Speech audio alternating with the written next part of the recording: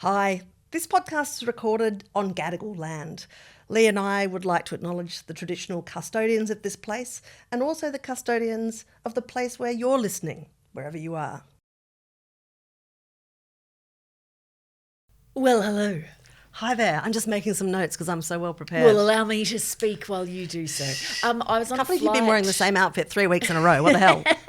I was on a flight this week and I was looking for, what have I got downloaded to watch? And so I watched this show that's been sitting in my Netflix for ages called A Man in Full. I've watched Jeff that. Daniels. Oh, okay. Have you watched the whole thing? I have, in fact, and I've been meaning to talk to you about it forever, and it keeps just... So I'm like fully boned up on this. Oh, yeah. Okay. All right. So I've got a few thoughts, but so basically, it's a show. Jeff Daniels plays this kind of sort of like Logan Roy in Succession type, Rupert Murdoch Corporate kind of type, corporate type. sort of dude who runs this big company. He's massively in debt. And the dude who runs the bank is basically going to call in the debt. It's also got slight shades of Billions, where you've got totally. The redheaded dude and Paul Giamatti, who Damian Lewis and Paul Giamatti, they're kind of going each other, circling each other. It's also a bit City Hall versus Exactly. so money versus politics. It's a little bit The Wire as well. It's got a whole lot of ingredients in it. Now, episode 1, I absolutely loved, and it hooked me in really thoroughly straight away from episode 1. But then it got me thinking. Okay, so it's come out. There's only one season of it. To the best of my knowledge, it didn't make that big of a splash. But when I watched it, I thought, I honestly think this episode 1 of this show is better than season 1, episode 1 of Succession, which took a while to find its feet. I wasn't into Succession until about episode 6. And so what is it that makes something become a hit? Because this show, it should have all the ingredients that it should be like a mega hit and everyone talking about it, but it's not. Do you know my theory? Yes, what? Because I loved it and I've watched the whole thing and I thought it was great. Yeah. And I was like, this is going to be huge. Crickets. Nobody's talked to me about it except for you. And it's like, it's massive, big budget, huge production. It's a Tom Wolfe novel, obviously. It's directed by J.J. Abrams. No, sorry, David E. Kelly, Yes. who did, oh my God, the list of his hit TV shows is a mile Right. long. It's Chicago got- Hope, Ally McBeal, like just Boston Legal, squoo in TV shows. It's got Diane Lane in it. It's got Jeff Daniels Lucy is Liu fantastic. in it. It's really good. It's, okay, here's my theory. Hit The me. Tom Wolfe curse.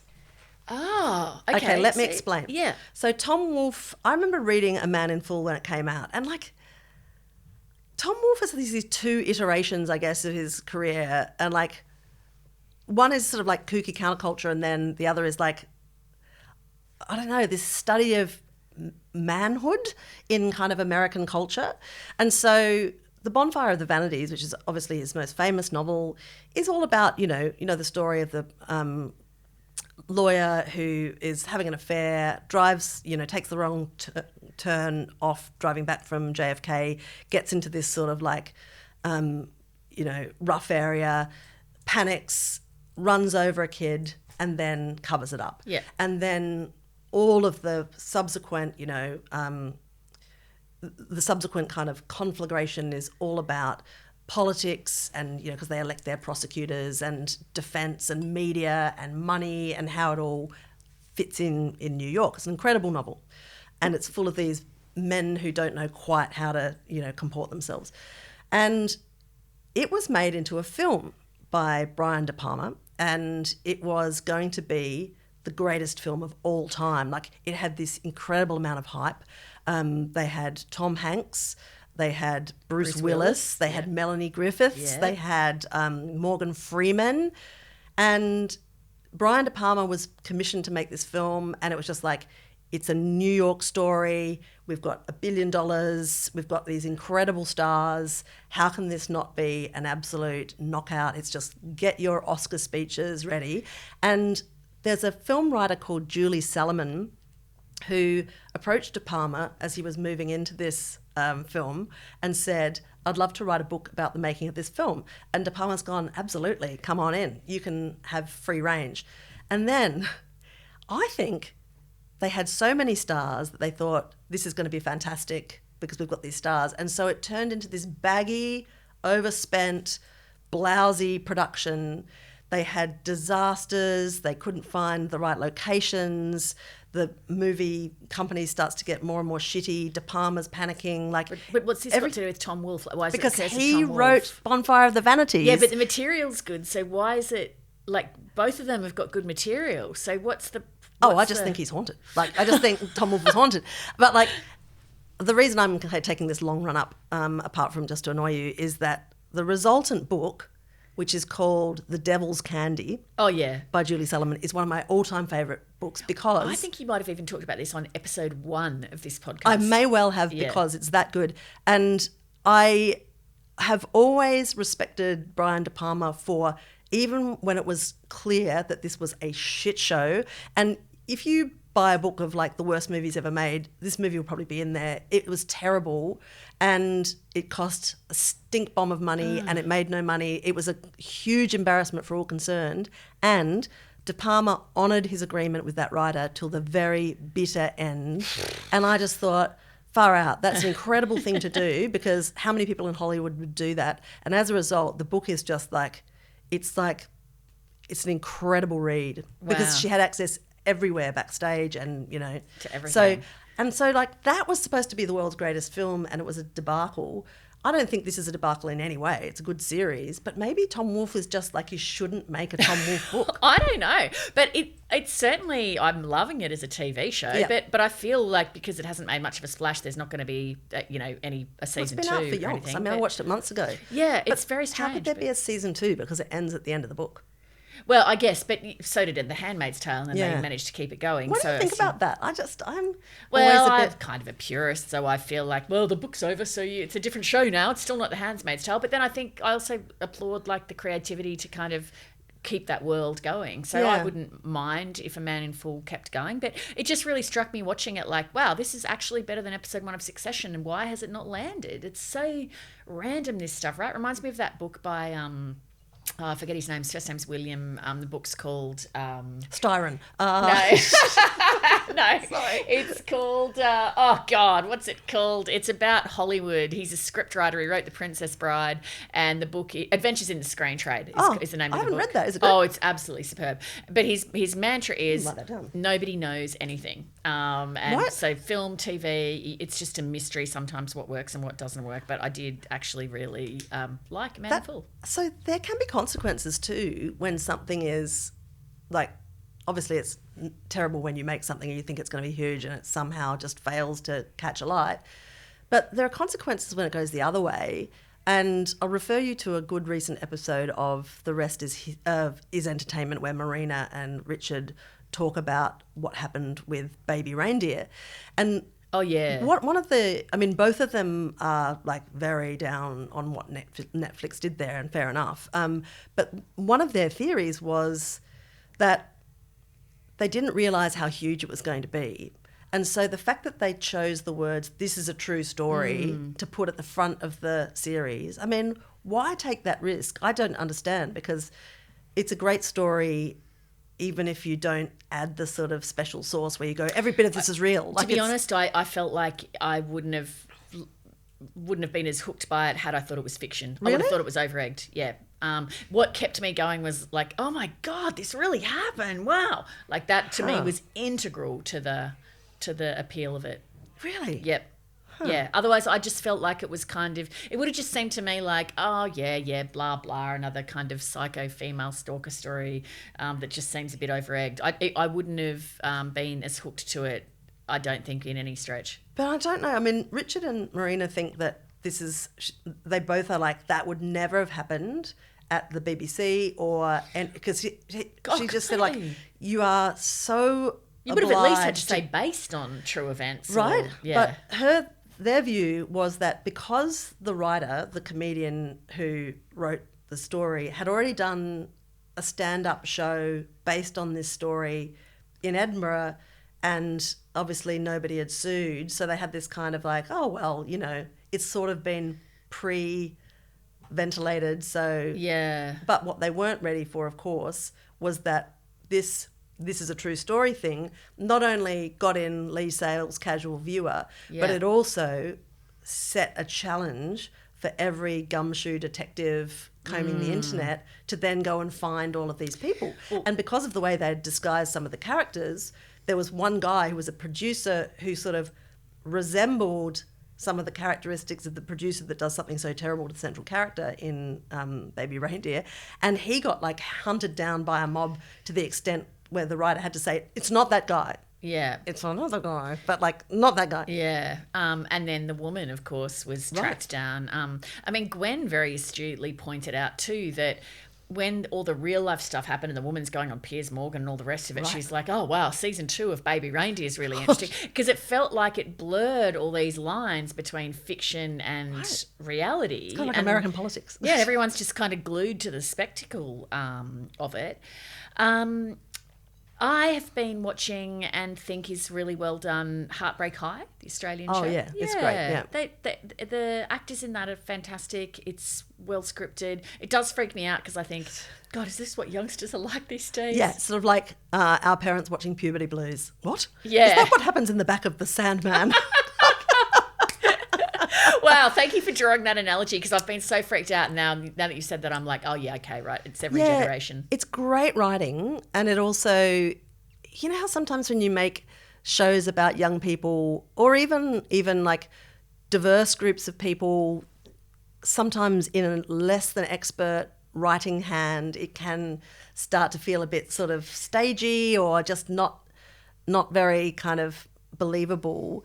And I think often that is decided on the writing before you've even cast anybody. Yeah. But it's a great cast as well. And I think it's a real achievement to make or have a show that exists over multiple generations. I mean, the original Heartbreak High is very different from this one, but it's pretty cool that 2 attempts have been made at a show called Heartbreak High and both of them have been really good. Yeah, that's really, really impressive, isn't it? Speaking of great shows with young, diverse casts, the show I've been working on most of the year, The Assembly, is on air. I've been so impatient because I've heard bits and bobs about it, and I think the premise is... It's on iView if you want to see it. It's a group of 15 autistic people who interview every week a different person, a celebrity, a politician, a sports person, and it's just such heartwarming, entertaining, compelling, funny, moving television. I'm really, really proud of it. So anyway, I don't want to bang on about it too long. I have a question about it though, which is, you know how if you're an interviewer, you're often thinking of a new and original question to ask or a different way to ask a question. As an interviewer, watching these people ask people who have been relentlessly interviewed for a long time, so people who are good at kind of keeping their cool in an interview, did you have moments where you thought, oh, that's an amazing way into that person? Oh, 100%. Because the interviewees had to be so on their toes, because whether they're being asked, who's the most inspirational person you've ever met, or what lesson did you get, what was the most important lesson you learned from your parents, like a serious question like that, through to, have you ever ridden a horse on the beach at sunset? Everything's asked in exactly the same level of intensity, and it can be one after the other with not really any follow-up or segue or smoothing of the kind of leaps. And so it forces the person, they have to really engage. And so you might be asked, what's your dog's name? Yeah. And so in an interview, if I asked someone that, they would probably be really taken aback and not know where I was going. But in this context, they just rolled with it. So it was just amazing to see, just the creativity of the questions and the huge range of stuff and how engaged people are when they are asked something that they have never been asked before. And were there people, I wouldn't ask you to name names because I know that you're so incredibly discreet, but like, were there interviewees who were better at it than others? That's a good question. I know. I'm trained. I mean, obviously there's people who are very charming and winning, people like Hamish Blake and Amanda Keller that you would expect are going to be awesome in a setting like that. I had never met Adam Goodes before, and I found him so compelling, and I just wanted to hang off every word out of his mouth. I thought his charisma and his presence was really something. He was amazing. He's such an interesting character, isn't he? Because to some extent, I think his intelligence is about the things that he doesn't say. Like, I mean, he's not a person who has been interviewed uphill, down dale. No. Like he chooses things that he participates in really carefully. Like I don't think you ever see him in the celebrity jungle or whatever. Like, you know, so I'm always interested in people who are very restrained in that way. Yeah, they're not out everywhere doing every single thing. Yeah, he was absolutely beautiful with everybody, and I just loved him. I thought he was absolutely fantastic. But I think I think it's the kind of show where people will be drawn to, you know, it's just subjective who you're drawn to, and including I'm really interested with the autistic people in it to see of them. Does anyone become a kind of breakout star of the group? Because you know how that sometimes happens, like with the actor who was on, well, he's now in Austin, but was in... I'm loving Austin, by the way. Love on the Spectrum. Oh, you tell me about Austin. I have not watched it yet. Well, the idea is that there's this guy who's a writer and he's about to start a book tour and he gets cancelled for something that he said. And then this person turns up to a book signing that nobody else is attending because the writer's been cancelled, and this young man says, "Hi, my name's Austin and I think that you're my biological father." And he's like, "What?" And his wife is like, "What?" And then because this writer is already a bit sort of thrown off, he kind of ends up making friends with Austin, who is played by a person with autism, Michael, just struggling to think of his last name. I'll look it up. You can look it up while and so the whole story is about Michael's mum and Michael's stepdad. Michael Theo. Exactly. Yeah. And how they all fit together. And it is like, I mean, the whole joy of it is what a great actor Michael is, right? Like it's well written. It makes you lean in. It is natural. It's a great piece of work. I really have been enjoying it. I haven't finished it yet, but like it's terrific. Really, really loving it. Can I just say as well, I've been meaning for ages to say, just while we're talking about young people doing amazing things, there's, you know how sometimes it's hard to find podcasts to listen to with your kids because you never quite, and particularly in the sort of 8 to 12 range where, you know, they're not really old enough necessarily to listen to grown-up stuff. Anyway, there's this new history podcast called Hey History. Yeah. And it's aimed at exactly that age group. Yeah. It's presented by Axel Clark, who's 14, who's obviously a history nerd and has a great manner. And it's based off the Australian history curriculum, so you can actually listen to it, you know, with your kids as they learn about this stuff. And it's, you know, everything from the gold rush to how did First Nations kids learn, like sort of like First Nations classrooms. And there's such a gently inquiring manner that Axel has. He interviews people and he goes and investigates and you can hear where he is. But also it's pitched really intelligently because basically every episode is like, you know, let's say it's half an hour long. He'll say, and at 50, when we're halfway through, I'm going to tell you we're halfway through. So if you want to take a little break and then come back, like there's a lot of just really intelligent engineering. That's so interesting you say that. So I did a speech last night at a school, a book speech, like about my book Storytellers. And the kids are like, "Oh, what, Mum, Dad, do I really have to go?" The kids actually asked the best questions. And that's really interesting that you say that about the way that he asked questions and framed it and stuff like that, because I do sometimes think, similar to the people who are on the assembly, not having been kind of preconditioned about this is the way interviews go, this is how you interview, these are the kinds of questions, these are the kind of conventions you rest on, not having been exposed to that before, I think in some ways liberates you to go in different directions and ask things in different ways. That's something with the assembly as well, that at the start of every episode, one of the students gets up and says, this is a safe and welcoming space, and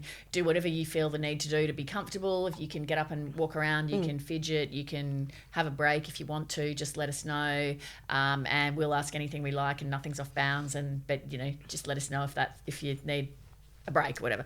And I think that really puts people at ease. And so saying something like, "I'll let you know when we're halfway" or whatever, it's quite interesting. Yeah. Imagine me on 7:30 going, "Prime Minister, we're halfway, toilet break." Did you want to use a fidget spinner and think so it's helpful? I don't know. It's really cool. And it's sort of made, some universities involved. I don't want to name them all, but Claire Wright, the historian, is involved in it as well. And I Right. think she's got a really great way of framing history. I mean, it's a big team, not just Claire, but that's what drew my eye to it, because she revisits history in a really interesting way. Oh, cool. Yeah. Can I tell you about a couple of books quickly that I've read? Oh, Okay, so one let's is talk an about some books. author that I used to read in the 1990s and I haven't read for years and years and years, and I was looking for an easy plain read. It was in my Kindle. Did you ever read any Marion Keyes?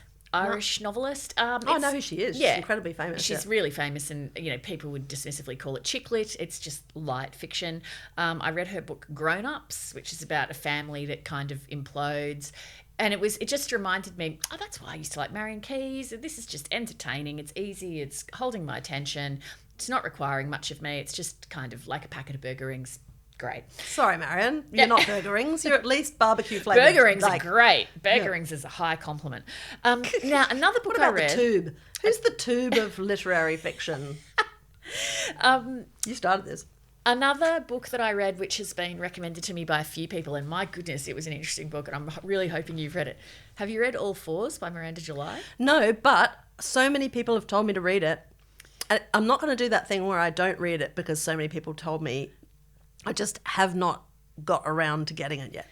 Okay, so... But I've got a lot of ladies going, that book's amazing. Okay, so it's a while now since I've read it, so I hope I kind of can remember it enough to set up the premise of it. So it is a woman who is living with her husband and child. Mm-hmm.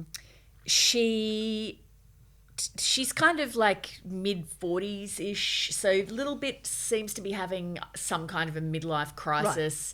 Right. She tells her husband that she's doing a road trip and that she's going to drive to New York, and she gets about 20 minutes from their house, pulls into a motel, and basically doesn't leave it, but gets an interior designer to come to redo the interior of the hotel room. Hotel's cool with this? The hotel says they're all right with it. And then she, when she goes to pick up the rental car that she's going to be driving across the country, and I think, or does she happen into the rental car place? I can't remember. But either way, she meets this dude who works in the rental car place and sort of gets this thing for him, and the interior designer's his wife. And then she begins this all happens in the first about 3 chapters, so there's no spoilers here. She begins this kind of intense relationship with him that's not sexual, but it's highly intense. Right. And it kind of goes from there. Okay. And then it's all kind of her interior thoughts about her life, her work, her marriage, this dude.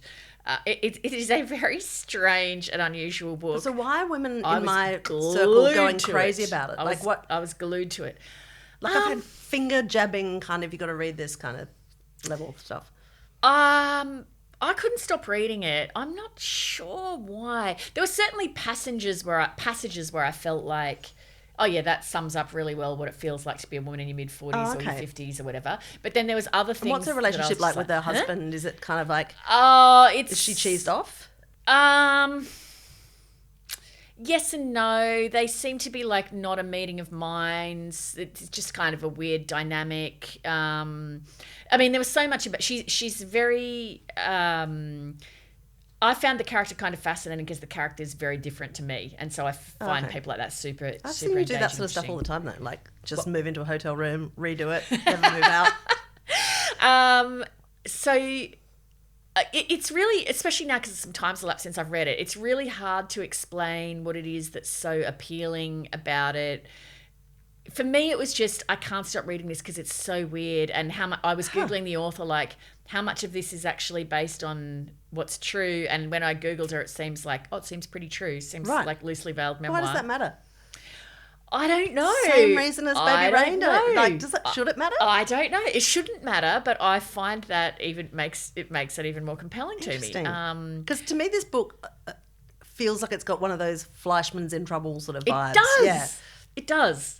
It does. And so I guess it's the kind of midlife, your marriage is kind of crumbling, what's going on vibe. Yeah. So it's a bit of a rolling train wreck, I suppose, and you're wondering, where's this all going to go? Where's it going to end? I love a rolling train wreck. Yeah. Well, it's really got that vibe because of the fact of the interior designer and then the husband and this kind of unknown, like, does she know that Miranda July's characters seeing the husband, and it's just all anyway. It was okay. I'm definitely going to read that. Oh, then, you'll inhale it in 3 seconds. Well, the weekend is upon us, so I will definitely do that.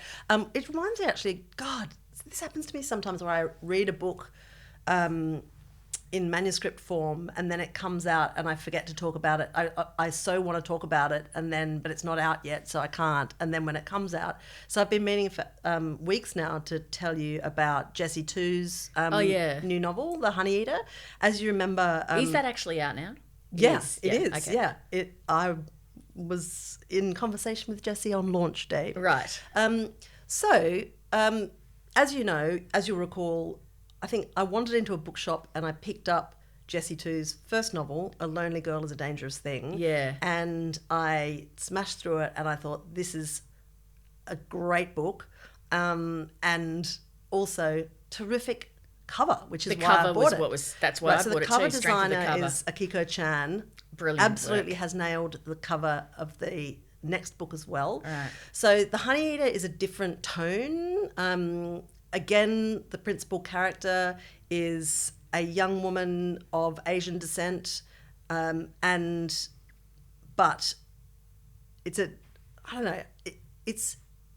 bit less spiky, I guess, than A Lonely Girl, but it's absorbing on a bunch of levels. And one of the things that it does that I found really fascinating, and I think this is just an area of interest for Jessie Tu, who's Taiwanese, so grew up sort of bilingual. The characters in the book are translators. So the principal character is a translator who has a mentor who's like a professor, and she also has a lover, and they're all kind of involved in the translating game. So it's like this peep into the world of translation. And recently when we recorded a podcast in Adelaide, I told you about a book about translation that I was reading. I've got into this because I went to a translation session at the Sydney Writers' Festival. But Jessie's book is about, competition in the translation industry.